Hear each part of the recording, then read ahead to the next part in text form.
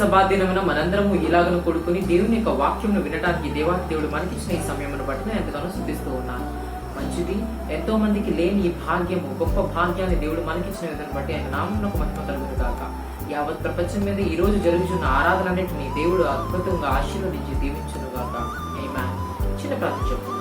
మహాకైక్యం కలిగిన గొప్ప దేవ, గడిచిన కాలం అంతా సజీవులలో నన్ను మమ్మల్ని జ్ఞాపకం చేసుకుని నిలువబెట్టిన విధాన్ని బట్టి మీకు స్తోత్రాలు ప్రభా. ఎన్నికలని నన్ను మమ్మల్ని జ్ఞాపకం చేసుకుని మీ సజీవులలో జ్ఞాపకం చేసుకుని ఔన్నత్యమైన నామంలో నిలువబెట్టిన విధాన్ని బట్టి మీకు వందనాలు తండ్రి. మాలో నా కల్మషం తీసివేయండి, మంచితనాన్ని నిరూపించండి ప్రభావ. ప్రతి ఒక్క విషయంలో మీకు మాదిరికరమైన జీవితాలు జీవించే భాగ్యాన్ని దయచేయండి. ఆయాసకరమైన క్రైస్తవ జీవితాన్ని తీసివేయండి. మీ కొరకు సాక్షులుగా, హతసాక్షులుగా మారిన జీవితాలు నాకు మాకు అనుగ్రహించండి ప్రభావ. ప్రతి ఒక్క విషయంలో మీకు లోబడి జీవితాలు నాకు మాకు దయచేయండి. ఎటువంటి పరిస్థితి అయినా, ఎటువంటి స్థితి అయినా, ఎటువంటి సందేశమైనా, ఎటువంటి సమయమైనా మీ కొరకు నమ్మకంగా ఉండే భాగ్యాన్ని నాకు మాకు అనుగ్రహించండి. ప్రతి ఒక్క విషయంలో పరిశుద్ధతను, పరివర్తనను, స్వపరీక్షను తీసుకురండి. అట్లాగే కరుణాన్ని జ్ఞాపకం చేసుకోనండి. మీ యొక్క చిత్తాన్ని నెరవేర్చండి. ప్రతి ఒక్క విషయంలోనూ మీ యొక్క చిత్తాన్ని తోడ్పాటించండి ప్రభా. ప్రకారం జరిగినట్టు యేసు అతి పరిశుద్ధ నామమున అతనికి వినయంతో బ్రతిమలాడి అడిగి వేడుకొంచున్నాము తండ్రి. ఆమేన్. మంచిది. ఈ సమయమున నిన్నే సేవింతును అనే పాట పాడుతున్న దేవుని యొక్క నామాన్ని మహిమపరచుకున్నాను. నిన్నే సేవింతును, నిన్నే సేవింతును యేసు, నిన్నే సేవింతును, నేవెనుదిరుగా నీ సన్నిధిలో మోకరించి నీ మార్గములో సాగెదా, నీరసింపక సాగెదా, నేవెనుదిరుగా నిన్నే ప్రార్థింతును, నిన్నే ప్రార్థింతును యేసు, నిన్నే ప్రార్థింతును, నేవెనుదిరుగా నీ సన్నిధిలో మోకరించి నీ మార్గములో సాగెదా, నీరసింపక సాగెదా, నేవెనుదిరుగా నిన్నే భజింతును, నిన్నే భజింతును యేసు, నిన్నే భజింతును, నేవెనుదిరుగా నీ సన్నిధిలో మోకరించి నీ మార్గములో సాగెదా, నీరసింపక సాగెదా, నేవెనుదిరుగా నిన్నే ఆరాధింతు, నిన్నే ఆరాధింతో యేసు, నిన్నే ఆరాధింతు, నేవెనుదిరుగా నీ సన్నిధిలో మోకరించి నీ మార్గములో సాగెదా, నీరసింపక సాగెదా, నేవెనుదిరుగా నిన్నే భజింతును, నిన్నే భజింతును యేసు, నిన్నే భజింతును, నేవెనుదిరుగా నీ సన్నిధిలో మోకరించి నీ మార్గములో సాగెదా, నీరసింపక సాగెదా, నేవెనుదిరుగా నిన్నే ధ్యానింతును, ధ్యానింతును యేసు నిన్నే ధ్యానింతును దేవెనుదిరుగా నీ సన్నిధిలో మోకరించి నీ మార్గములో సాగెదా నిరసింపక సాగెదా నెవెనుదిరుగా నిన్నే కొనియాడెదన్ నిన్నే కొనియాడెదన్ యేసు నిన్నే కొనియాడెదన్ నెవెనుదిరుగా నీ సన్నిధిలో మోకరించి నీ మార్గములో సాగెదా నిరసింపక సాగెదా నెవెనుదిరుగా నెవెనుదిరుగా నెవెనుదిరుగా. మంచిది. దేవుని యొక్క నామానికి మహిమ కలుగును గాక. ఆమేన్. పరిశుద్ధ బైబిల్ గ్రంథం నుంచి 18వ కీర్తనను ఉత్తర ప్రత్యుత్తరముగా చదువుకుందాం. మొదట నేను చదువుతాను, నా వెంబడి మీరు వెంబడించండి. యెహోవా నా బలమా, నేను నిన్ను ప్రేమించుచున్నాను.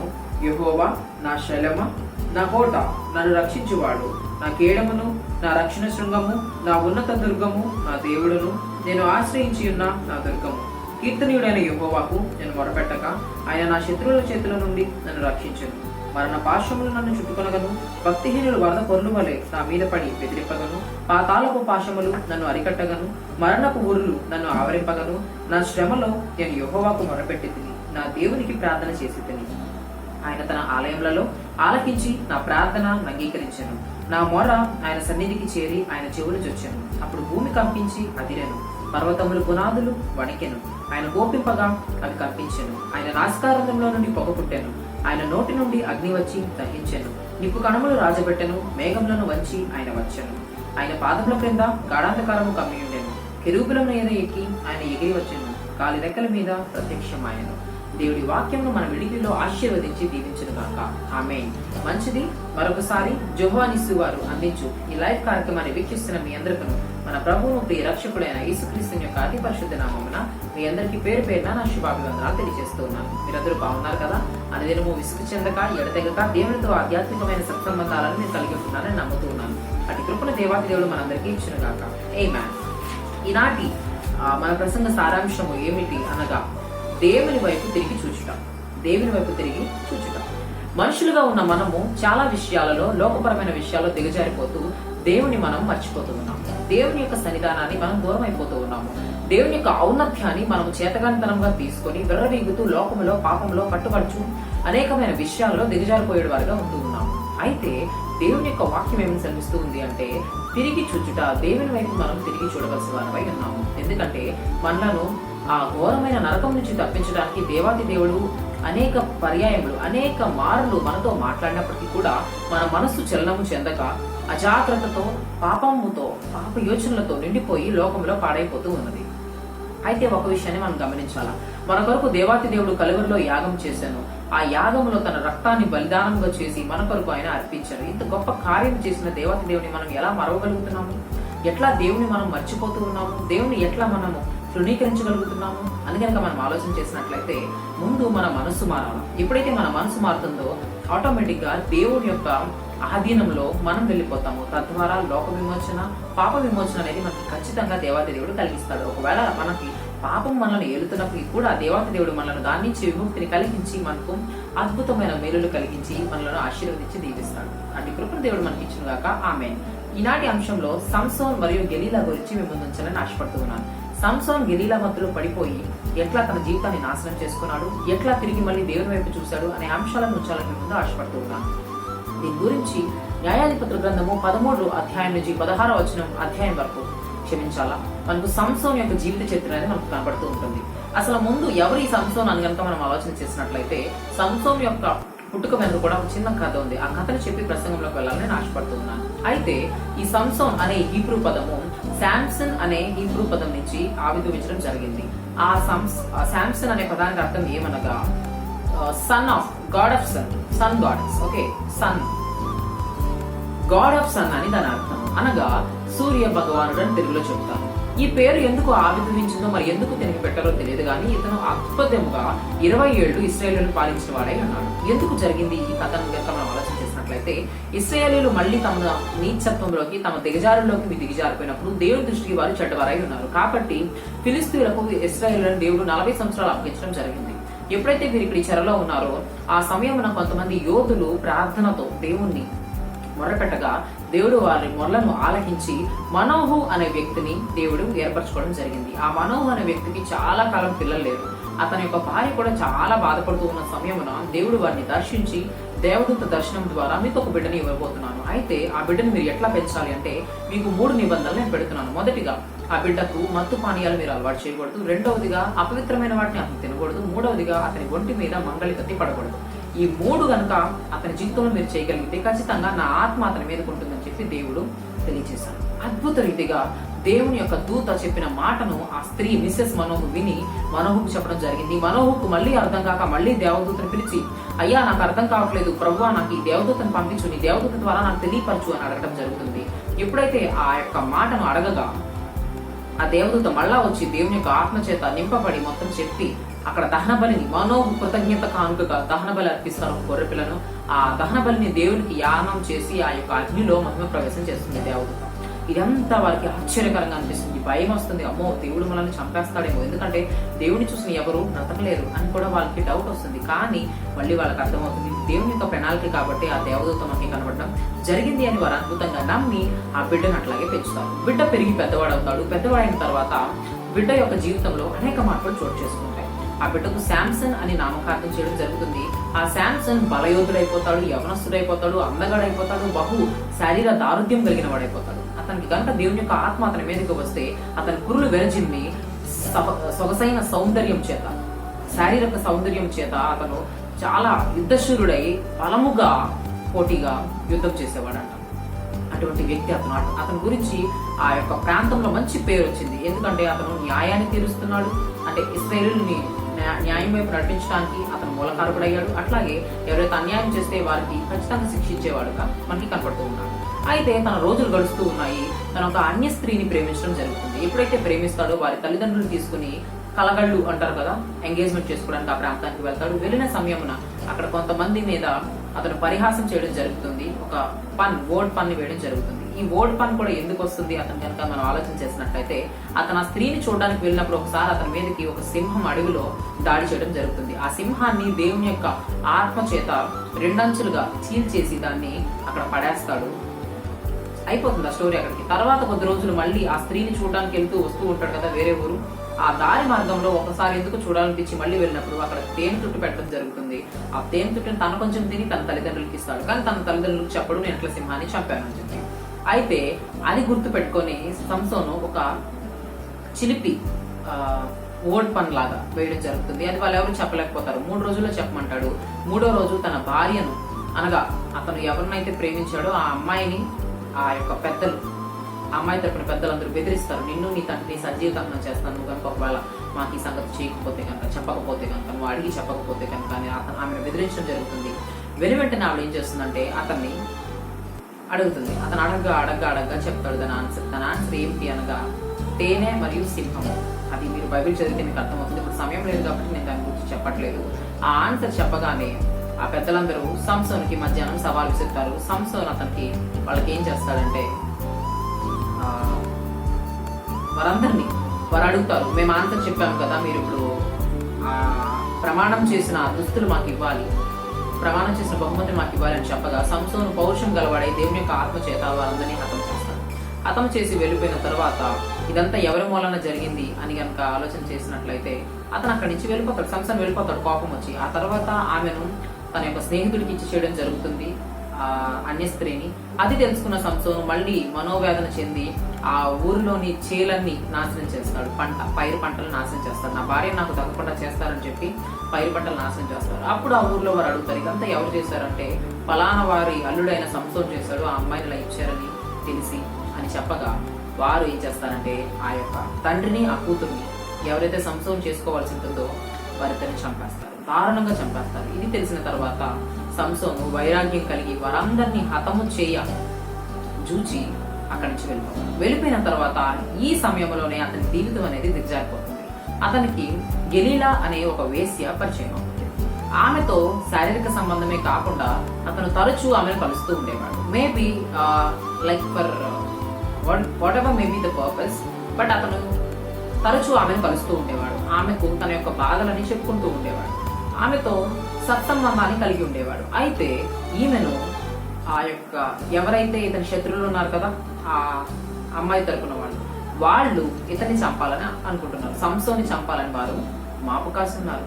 అయితే ఆ యొక్క భార్య యొక్క తరపు వారు అతన్ని చంపాలని మాటు కాస్తున్నారు. వారికి దొరికిందే సమయం అని చెప్పి గెలీలాని వారు గట్టిగా పట్టుకొని ఆమె దగ్గర బేరాలు కుదుర్చుకున్నారు. ఏంటంటే మేము ఒక్కొక్కరము 1100 వెండి నాణాలు నీకు బహుమతిగా ఇస్తాం, నువ్వు కనుక సంసోన్ని మాకు పట్టించగలిగినట్లయితే, సంసోన్ యొక్క బలపు రహస్యం ఏంటి అనేది మాకు తెలియజేయగలిగినట్లయితే అని చెప్పి వారు ఆమెను అడగడం జరుగుతుంది. ఎందుకంటే సంసోను మహాబలాత్యుడు, దేవుని యొక్క పౌరుషము కలిగి, దేవుని యొక్క ఆత్మ చేత, దేవుని యొక్క అభిషేకం చేత అభిషేకించబడి ఎన్ని మార్లు ఇనప సంఖ్యలు కట్టినా, ఎన్ని మార్లు తాళతో కట్టినా కూడా అతను విడిపించుకొని మగసిరితనం కలిగిన వాడే వారందరినీ ఎదిరించేవాడట. వారందరినీ కుక్క చావు దావడ ఎముకతో చావు కొట్టాడంట. వారందరూ ఎంత రోషం కలిగిన వాడు అంటే, పౌరుషం కలిగిన వాడు మన సంసోను. ఇదంతా సంసోను వల్ల అయిందని ఆలోచిస్తున్నాను. లేదు, ఇది కేవలము మన దేవుని యొక్క కృప మాత్రమే, దేవుని యొక్క బలము మాత్రమే. సంసోను వెనకాల మన దేవుని యొక్క కృప ఉంది, దేవుని యొక్క హస్తం ఉంది. సంసోను మనకు చూడడానికి కనపడుతున్నాడు, కానీ అతని వెనకాల మన దేవుని యొక్క హస్తము మరియు దేవుని యొక్క కృప అతని వెనకాలే ఉన్నది. అందును బట్టే దేవాతి దేవుడు అతనికి ఏం చేశాడంటే అద్భుతమైన ప్రణాళికను ఇచ్చాడు, అద్భుతమైన కృపను చూపించాడు, అద్భుతమైన మహాదయను చూపించాడు. దానిని బట్టి అతను వారందరినీ చంపగలిగాడు. లేదా సంసోను వల్ల అయ్యేది కాదు. ఎంతమంది బాహుబలత్వం కలిగిన వారు ఉన్నారు ఈ లోకంలో, వారందరూ అందరినీ కొట్టేయగలరా, అందరూ చేయగలరా 100 మందిని ఒకేసారి అని కాదు, పాసిబుల్ కాదు. మేబీ సినిమాలో జరుగుతుందేమో, it's all fictitious, but real life లో చాలా కష్టం. కానీ సంసోను చేశాడు అంటే అది కేవలం దేవుని వల్ల మాత్రమే నేను చెప్తాను. ఆమేన్. మనకున్న దేవుడు గొప్ప దేవుడు, సంతులేని దానిని ఇల్లాలుగా చేయవాడు, కుమారులు కలిగిన సంతోషం కలిగిన తల్లిగా చేయగలివాడు, ఏకాంగులను సంసారాలుగా చేయగలిగిన వాడు, పాపాత్మలను పరిశుద్ధులుగా మార్చగలిగిన వాడు మన గొప్ప ప్రభు అయిన యేసుక్రీస్తు.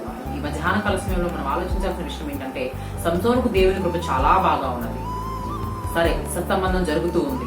ఒకరోజు అనుకోకుండా గెలీలా సంసోనుని తన మందిరానికి పిలిపించుకుని శయన మందిరానికి అడుగుతుంది అన్నమాట. ఇట్లా, సంసోను, నిన్ను ఏ విధంగా బంధించగలను?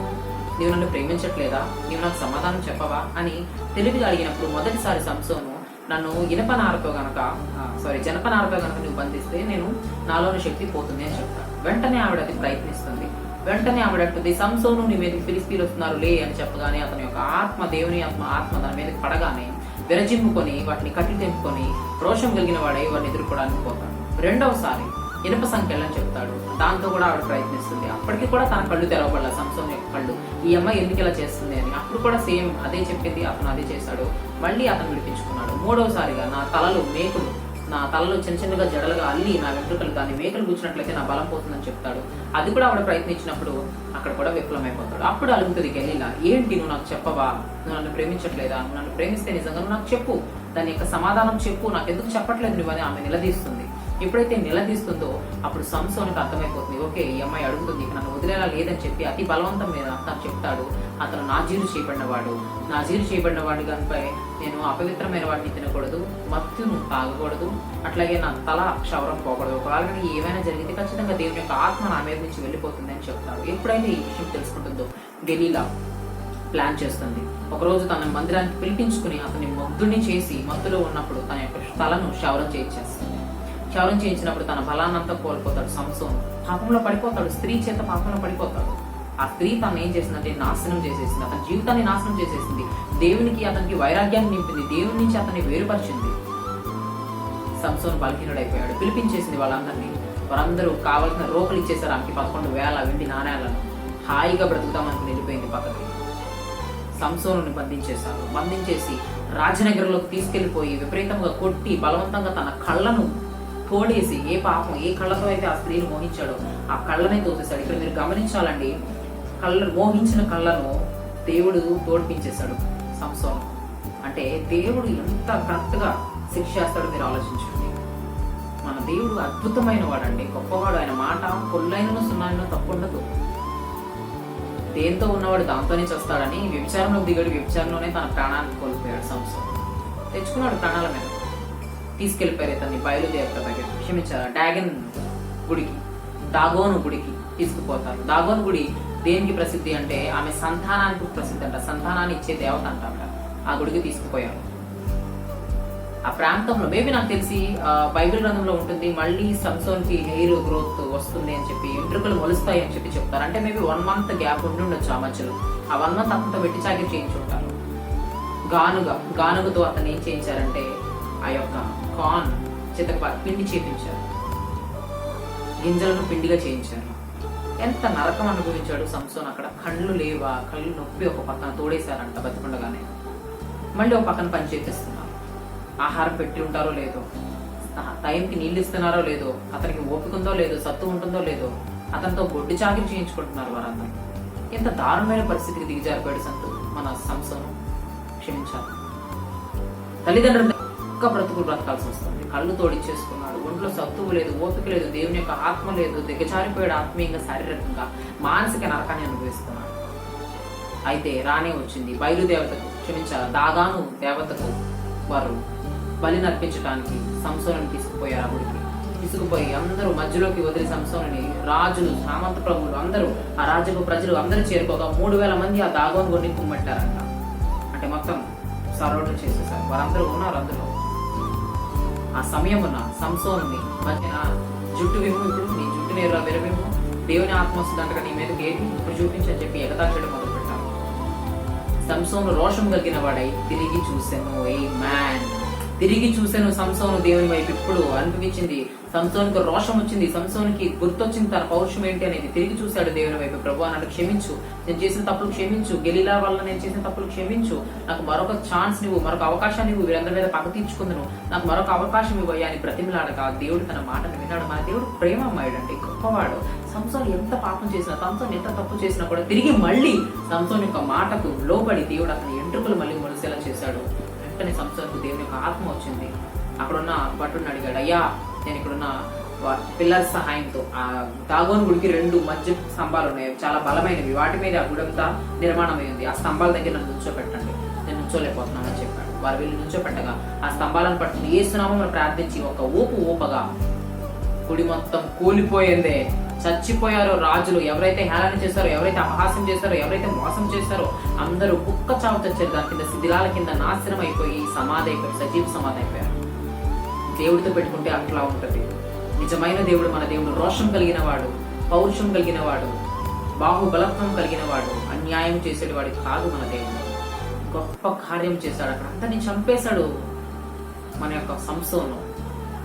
ఆ తర్వాత లేఖనాల్లో రాయబడుతుంది, సంసోను యొక్క శవాన్నంట వెతికి వారు తన యొక్క దాగోనులో ఉన్న తన యొక్క తండ్రి పక్కన, తన తండ్రి సమాధి పక్కన తనని సమాధి చేసినట్టు లేఖనాలు తెలియజేస్తున్నాయి. అయినప్పటికీ కూడా సంసోను ఒక పొట్రయల్ అయిపోయాడు. ఎట్లా పొట్రయల్ అయ్యాడంటే ఒక హీరోగా, ఒక ప్రొటాగనిస్ట్ గా పొట్రయల్ అయ్యాడు. అఫ్ కోర్స్ చనిపోయాడు, కానీ చనిపోతూ కూడా తన యొక్క పౌరుషాన్ని, తన పగను తీర్చుకుని నిరూపించి చనిపోయాడు. దేవుని యొక్క మహోన్నతాన్ని చూపించాడు, మనకి రుచి చూపించి చనిపోయాడు సంసోను. ఒకవేళ నీవు కూడా సంసోను స్థితిలో ఉన్నావా? అటువంటి మానసిక స్థితి నీది ఉందా? అటువంటి సమస్యలు నేలుతున్నాయా? అయితే ఈ వాక్యం నీ గురించి. మధ్యాహ్న కాల సమయంలో అడుగు దేవుని. ఎట్లయితే సంసోను మరి తిరిగి చూసి దేవుని వైపు అడిగాడు, అయ్యా నాకు ఒక్క అవకాశం ఇవ్వు ప్రభా, ఒక్క అవకాశం ఇవ్వు తండ్రి అని నీవు కూడా అడుగు దేవుని. ఖచ్చితంగా దేవుడు కృపను నీకు ఇస్తాడు. కృపను దేవుడు మనకి ఇచ్చిన కాక ఆమె. మహా కనికరం కలిగిన గొప్ప దేవ, సంసోను వంటి స్థితిని మాకు దయచేయండి. తిరిగి చూసే స్థితిని నాకు దయచేయండి. మారు మనసును దయచేయండి, రక్షణను దయచేయండి. మేము చేసిన పాపములను బట్టి మమ్మల్ని క్షమించండి ప్రభా. మా చదువుల్లో తోడుగుండండి, ఉద్యోగాల్లో తోడుగుండండి, పరిపాలనలో తోడుగా ఉండండి. పరిపూర్ణ మారు మనసులోకి నన్ను మమ్మల్ని నడిపించండి ప్రభా. మేము చేసిన పాపములను బట్టి మమ్మల్ని క్షమించండి. మీకు లోబడే జీవితాలు మాకు అనుగ్రహించండి ప్రభా. మాదిరికరమైన జీవితాలు మాకు దయచేయండి ప్రభా. ఏకాగ్రత కలిగిన జీవితాలు నాకు మాకు అనుగ్రహించండి ప్రభా. ప్రతి ఒక్క విషయంలోనే మీ నామ మహిమార్థమైన జీవితాలు జీవించే భాగ్యం నాకు దయచేయండి ప్రభా అని అడుగుతాం దేవుని ప్రభా. ఆ సంవత్సరం నేనే తండ్రి, నన్ను క్షమించండి ప్రభా. మారు మనసును దయచేయండి ప్రభా. గెలీలా అనే పాపంలో పడిపోయిన తండ్రి నేను, దయచేసి నన్ను క్షమించండి. పరివర్తన తీసుకురండి, మారు మనసును తీసుకురండి, రక్షణను తీసుకురండి. ఎవరైతే ఈ వాక్యంలో విన్నారో వారి మనసులో మాట్లాడండి, మనసులతో మాట్లాడండి, కుదుర్చపరచండి, సమస్యలను తీర్చండి. మారు మనసుల రక్షణ, పరివర్తన, పరిశుద్ధంగా తీసుకురండి ప్రభావ. ప్రతి ఒక్క విషయంలో మీ మహత్మార్థమైన జీవితాలు జీవించి భాగ్యాన్ని నాకు మాకు అనుగ్రహిస్తారని నమ్ముచున్నాం ప్రభావ. మరొకసారి కరోనాను జ్ఞాపకం చేసుకున్నాండి. అత్యధికంగా జనాలు చనిపోతున్నారు తండ్రి, వారిని జ్ఞాపకం చేసుకున్నాండి. వారికి సమాధానం దయచేయండి, నెమ్మదిని దయచేయండి. విడిచిపెట్టిన కుటుంబాలకు ఆదరణ బోధన నెమ్మదిని దయచేయండి ప్రభావ. ఇటువంటి పరిస్థితిలో ఉన్న మీ నామ మహిమార్థమైన జీవితాలు జీవించే భాగ్యాన్ని నాకు మాకు నమ్ముచు. ఈ ప్రకారం జరిగినట్టు మీ సతి పరిశుద్ధ నామం నాది ఎంత ప్రతిజ్ఞ మన తండ్రి అయిన దేవుని దయ, ప్రభు అయిన యేసుక్రీస్తు కృప మీకును నాకును సదాకాలము ఆయన యొక్క భక్తులకు తోడై నడిపించి ఆశీర్వదించి దీవించిన కాక. ఆమేన్. May God bless you all. Thank you very much for watching this program. Stay connected, stay blessed, stay safe. See you.